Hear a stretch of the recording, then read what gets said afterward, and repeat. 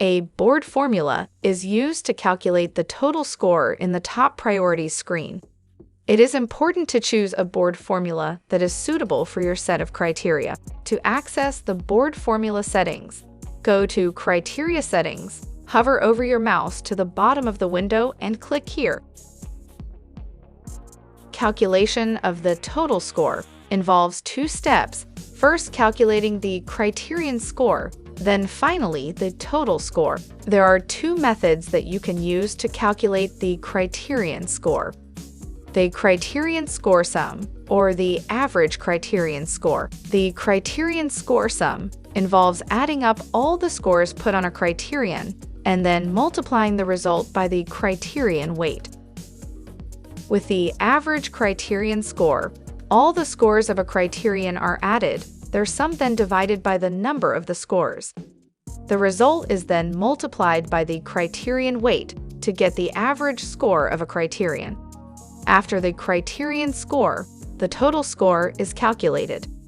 There are three formulas that you can use to calculate the total score: sum of value and effort criteria, the product of value criteria divided by the product of the effort criteria, and the sum of value criteria divided by the sum of effort criteria. The sum of value and effort criteria formula involves adding up all the criterion score sums, or the average criterion scores, of value and effort criteria to get a total score.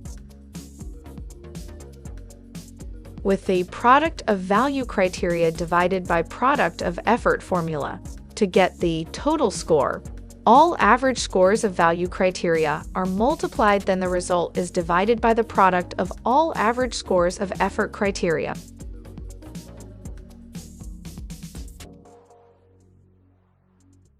This formula works well with the Rice original framework.